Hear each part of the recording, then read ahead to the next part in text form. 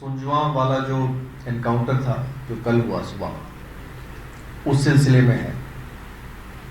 Encounter के बाद SOG Jammu की team led by SP operations और एसएसपी जम्मू की टीम जिसमें कि SDPO south, SP south, SSP खुद, इन्होंने दिन रात मेहनत की।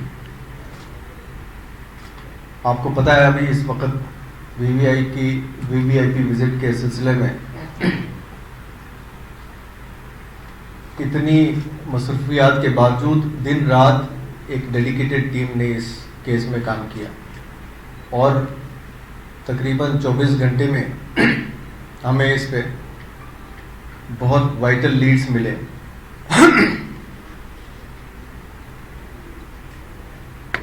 टेक्निकल एनालिसिस डिटेल की गई electronic surveillance unit of Jammu के द्वारा, और उस डिटेल टेक्निकल एनालिसिस के बाद हमने शफीक अहमद शेख को गिरफ्तार किया। ये शफीक अहमद शेख तराल का रहने वाला है और जम्मू में अपने भाई आसिफ के साथ वॉलनट फैक्ट्री में काम करता है और वो एक इकबाल नाम के शख्स के घर में सुंजवा में रहता है, जलालाबाद सुंजवा में रहता है, जहां पे जिसके नज़दीक ये एनकाउंटर हुआ।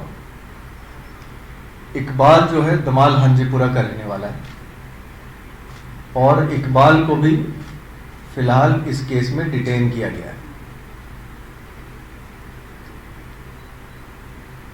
जो शफीक का भाई आसिफ,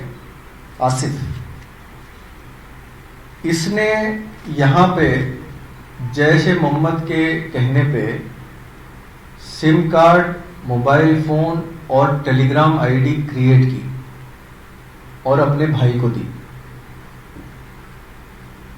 जिस रात ये टेररिस्ट आए उस रात आसिफ इसके घर में नहीं रुका, इकबाल के घर में। आसिफ अपने फैक्ट्री के गुलजार के घर में रुका। शफीक ने अपने घर के जो मालिक है उसको बताया कि सांबा से 2 दोस्त उसके आ रहे हैं और वो दोस्त उसके पास रुकेंगे, इसलिए आप घर पे मत आना।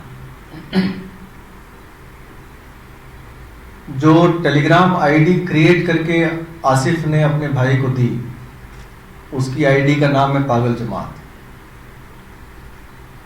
उस आईडी के जरिए शफीक पार जैश के कमांडर इलियास वीर, जो जैश का कमांडर पार है उसकी टेलीग्राम आईडी है वीर, उससे टच में था।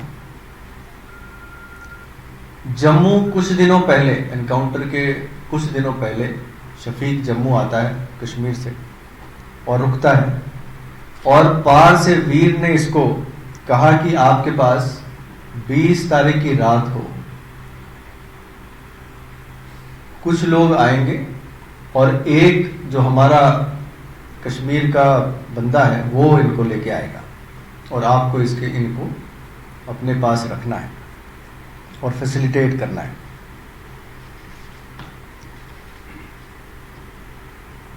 जो ये बंदा है जिसको जैश ने यहाँ पे डिप्यूट किया था वो था बिलाल अहमद वगी। ये कोकरनाग का रहने वाला है और इसकी अपनी कुछ ट्रक्स हैं जो चलती हैं। उसको जैश ने यहां भेजा 20 तारीख की सुबह 10 बजे। ये पुलवामा से निकलता है, बिलाल अहमद वगी अपनी गाड़ी लेके पुलवामा से निकलता है, जम्मू पहुंचता है, शाम को ट्रांसपोर्ट नगर में रुकता है। रात के 12 बजे ये ट्रांसपोर्ट नगर से निकलता है और सुपवाल सांबा की तरफ जाता है। सुपवाल सांबा में करीब ये 1 से 1.5 के बीच में हाईवे पे यू टर्न लेके इंतजार करता है बिलाल, और वहां 2 आतंकवादी जैश ए मोहम्मद के फिदाइन अटैकर्स आते हैं जिनके पास एक बोरे भर के सामान होता है और वो इस की गाड़ी में बैठ जाते हैं। ये जो गाड़ी है ये मीडियम साइज ट्रक है जिसके अंदर सब्जी के जो क्रेट्स होते हैं वो खाली क्रेट्स थे और उसके बीच एक कैविटी थी जिसमें ये दोनों आतंकवादी बैठते हैं और वो 1:30 बजे इनको वहां से लेके तकरीबन 2:30 बजे जलालाबाद सुंजुआ में पहुंचता है जहां शफीक इनके लिए इंतजार कर रहा होता है। गाड़ी में 4 लोग थे, ड्राइवर बिलाल, उसके साथ एक को ड्राइवर और पीछे 2 आतंकी। इनको शफीक को बिलाल दोनों आतंकवादी हैंडओवर करता है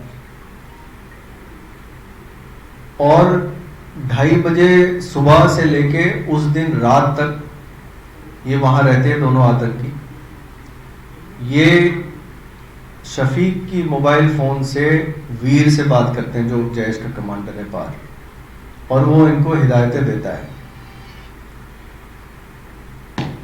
और इसको इंस्ट्रक्ट करता है शफीक को कि वो इनको ले जाए और किसी भी सुरक्षा बल के एस्टेब्लिशमेंट पे अटैक करवाए। और हिदायत में ये भी थी कि अटैक में ज्यादा से ज्यादा नुकसान हो ताकि जो वीवीआईपी विजिट है वो ना हो पाए। ये उसकी हिदायत शफीक को होती है और शफीक इसकी तैयारी करता है। इस दौरान हमें सूचना मिलती है खुफिया सूत्रों से कि इस इलाके में 2 आतंकवादी आए हुए हैं। मूवमेंट सस्पिशियस थी, हमने फौरन घेरा डाला जिसमें सभी ऑफिसर्स ने lead, they all led from the front, in which DIG Jammu, SSP Jammu, SP operations, CRPF officers, some commandants of CRPF, they were all there throughout the night in the cordon and trying to confine the terrorists to that area so that they do not come out and carry out their attack which they had planned. तो जो उन्होंने आतंकवादी घटना करने की सोची थी उसको रोकने के लिए हमने कॉर्डन लगा के उसमें हम कामयाब हुए। और उसके बाद आप सबको पता है कि अगले दिन एनकाउंटर शुरू होता है जिसमें कुछ हमारे जवान जख्मी होते हैं, लेकिन उन दोनों आतंकवादियों को मार गिराने में हम कामयाब हो जाते हैं। नोट करने वाली बात यह है कि ये जो बातें हमने आपको बताई हैं कि वो कब सुखवाल से चढ़े और कब यहाँ जलालाबाद पहुंचे, इसकी जो कोरॉबरेशन है उस रास्ते के सीसीटीवी फुटेज से हमें मिली, जो ये दिखाता है कि जो भी एनालिसिस के ज़रिए हमने ये हासिल किया है वो बिल्कुल सही निशाने पे है, क्योंकि उस गाड़ी की मूवमेंट टोल प्लाजा पे भी है, इस रोड पे उसी टाइम के दौरान है, और उसी गाड़ी की मूवमेंट जलालाबाद में भी सीसीटीवी फुटेज पे कैद है। एक और बहुत ही इम्पोर्टेंट बात यह है जो कि हमें शफीक ने बताया कि ये दोनों जो आतंकवादी थे ये ना कश्मीरी बोलते थे, ना डोगरी बोलते थे, ना हिंदी बोलते थे, और जब इनको पश्तू लैंग्वेज सुनाया गया तो इनको समझ में बात आई। इसने कहा कि ये इसी किस्म की लैंग्वेज बोलते थे। लिहाजा ये ऑब्वियस है कि ये या तो उन पाकिस्तान के इलाके के थे जो अफगानिस्तान से मिलता है जिसमें इस किस्म की भाषा बोली जाती है, जैसे खैबर पख्तूनख्वा है, इस किस्म के इलाके से थे, या तो अफगानी थे। इन दोनों में से एक की प्रबल संभावना है। तो ये दोनों जो है जिस किस्म की आपको पता ही है कि सुसाइड वेस्ट वगैरह पहन के आए थे, बहुत ही बड़ी आतंकवादी घटना को इन्होंने अंजाम देना था, जिसको टाइमली एक्शन से रोक लिया गया। तफ्तीश बहुत तेज़ी से चल रही है। हमारे कश्मीरी काउंटर पार्ट्स भी इस पे अब मिल गए हैं और इस पे भी उन्होंने भी जोर लगाया है। जल्द ही हम बाकी भी जो बचे लोग हैं इसमें इन्वॉल्व, जो कॉन्स्पिरेटर्स हैं, उनको भी गिरफ्तार कर लेंगे। जो बात सामने आई है, जो एनालिसिस के ज़रिए या जो सीसीटीवी फुटेजेस के ज़रिए इससे ऐसा लगता है कि ये इन्फिल्ट्रेशन हुई है।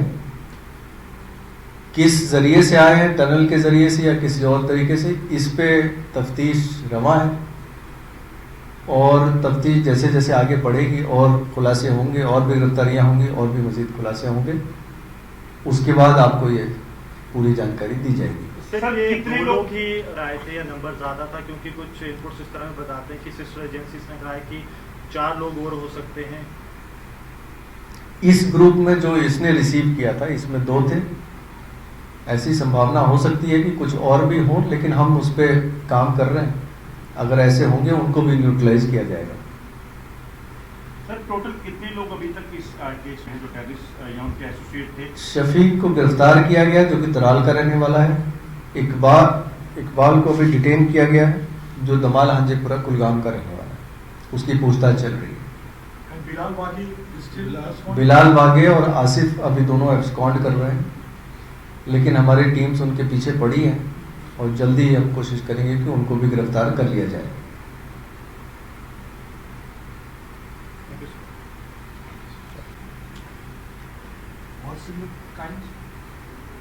With the kind of equipments and ID they were carrying, the damage could have been equal.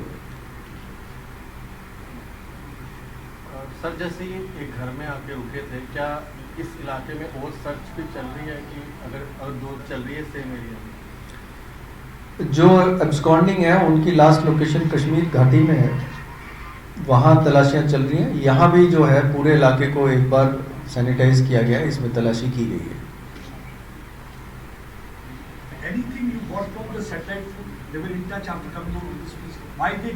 नहीं, वो सैटेलाइट फोन की बात नहीं एस्टेब्लिश हुई है। सैटेलाइट फोन नहीं था उनके पास। सर जो 2 मोबाइल मिले थे जो डैमेज थे, क्या उनसे कुछ मिल पाया अभी? हाँ, ये बात सही है कि 2 मोबाइल जो थे जो ये शफीक यूज कर रहा था, जब आतंकवादी वहां से निकले तो इन्होंने ये 2 मोबाइल फोन इससे ले लिए और एनकाउंटर शुरू होने के बाद इन्होंने इन दोनों को बुरी तरह से तोड़ने की कोशिश की और दौरान सर्च ये दोनों मोबाइल फोन वहां से बरामद हुए। उनको एक्सपर्ट्स के हवाले किया गया है ताकि उनसे जो भी पॉसिबल मुनासिब डेटा हो वो मिल जाए। सर ये अप्रीहेंड कब किया गया था शफीक को? आज ही किया गया। कोई इनका नाम पता चला है? मारे गए थे? अभी तक इनके नाम नहीं पता चले। सर जो टेलीग्राम आईडी है पागल जमात, उसके अंदर क्या और चीजें भी शेयर कर चुके हैं ये लोग? वो अभी तफ्तीश के बाद पता चलेगी।